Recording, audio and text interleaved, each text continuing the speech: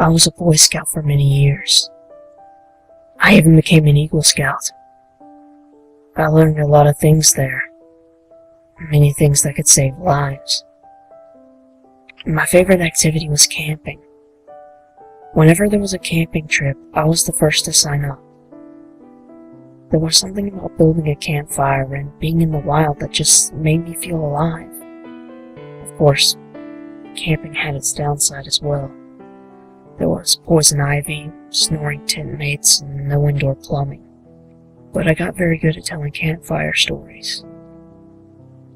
It was almost a requirement for all scouts to be able to tell a chilling tale by a roaring fire.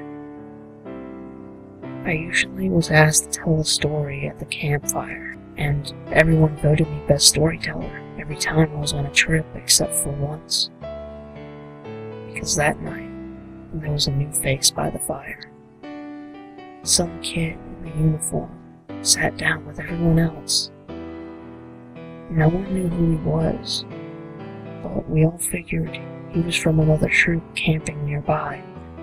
When we asked him, he just nodded his head and smiled. We all told our stories. There were only 4 of us, so we got to spend as much time as we wanted telling our story. My friend Mike told a story about a sea monster that ate his cousin. It was unbelievable, but a good story anyway. My scoutmaster had told a story about his encounter with a bear.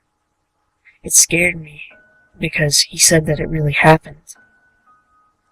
I told a story about a creepy old man that lived in an abandoned factory. He had been trapped there during a terrible fire 20 years before. He was severely burned and fell through some weak flooring. Some say he lost his mind from the pain. Others say it was from the fall. Whatever the case, he refused to leave the factory, and he killed anyone that dared walk inside. Mike was shaking, and that's how I knew it was a good story. Mike was not easily scared. Even the scoutmaster was a little shaken. I thought I had told the best story, but there was still one challenger. The stranger told a story that gives me chills, even today. He told a story of a hunter that went in these woods all the time. One day, he went to go hunting for a rabbit when he noticed something he had never seen before. It was a tower. No trees grew around it, and the grass was flattened and dead, despite the fact there was no sign of anyone being within miles of the place. All of a sudden, the hunter's dog, Butch, bolted towards the tower. The hunter called out, but the dog didn't turn back. The hunter sighed to himself and walked toward his dog. Butch was barking angrily at the door of the tower, growling as if something was threatening him behind the door. The hunter tried to get the dog to turn away, but he refused to move from the door. The hunter gazed up at the massive door, and his curiosity got the best of him. So he turned the knob, and the door creaked open. The dog immediately bolted up the stairs, still growling viciously. As the hunter chased after his dog, he noticed that the place seemed to be inhabited. He noticed candles with freshly melted wax. A little further up the stairs, all the candles on the wall were suddenly ignited. The hunter began to feel a chill go down his spine. He began to wonder who lived in such a strange place. Was he intruding on their property? He felt like someone was watching him the whole time he was walking up the stairs. He found his dog barking at a closed door. He quickly attached a leash to the dog's collar and turned to leave when the door flung open. There, standing before him, was a strange, deformed creature. Before he could react, the creature reached up and touched the side of his face with one hand. With his other hand, he began to push the soft flesh of his own face, twisting and contorting it even further. The hunter was too sickened to move. When the creature moved his hand away from his face, the hunter swore he was looking into a mirror. The creature's face looked just like his own. He began to run down the stairs, and in his haste, he dropped the dog's leash. He turned his focus on the exit. As he heard footsteps racing up behind him, he ran as fast as he could, continuing down the steps. He ran past the point he thought the door was located. He paused to take a look around him, but there was no sign of an exit anywhere. The footsteps sounded as if they were right behind him. In a panic, he continued running down the stairs. The camper finished his story by saying the hunter never found the exit. He ran from the creature for the rest of his life.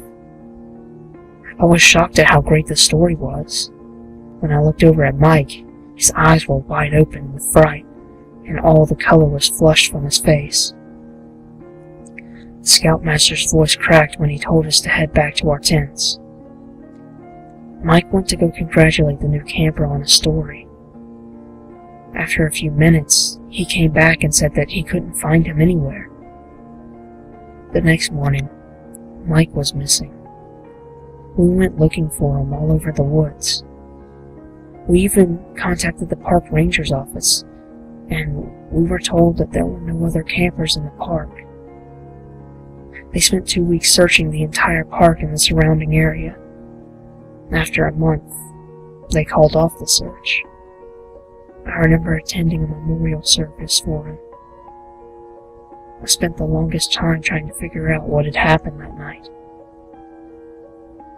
The reason I'm telling you this story is because I am now looking over my own truth, sitting around a campfire at the far edge of the group. I can see a strangely familiar face, but it doesn't belong to any of my scouts. I couldn't quite place where I had seen him before, until we started our story time. He started his story, and panic gripped my heart. I realized who he was. It was Mike. It had been nearly 20 years. And he looked the same. And he looked the same as he did that night long ago. And the next moment, I looked up and he was gone. The next morning, the kids insisted on searching for the boy. They seemed genuinely concerned, and I didn't want to upset them, so I agreed to the search. Marcus, who had just earned his tracking badge, said that he found some footprints leading away from the camp into the woods. As we followed the prints, the woods suddenly opened up into a wide open area. The grass was trampled and dead. As I looked up from the path, I saw a sight that caused me to yelp in fear. There, in the middle of this field of dead grass, was a lone tower. From inside the tower, I could hear echoes of a barking dog. I tried to turn and run, but the path had disappeared. My head was spinning. Where was I? Where were the kids? I couldn't see them anymore. As I raced around the field, I saw an object lying, half buried in the grass. It was a scout's hat. As I bent to pick it up, I noticed it was really worn. As I turned the hat over, my heart began racing in terror. The name, Mike, was carefully written inside the hat.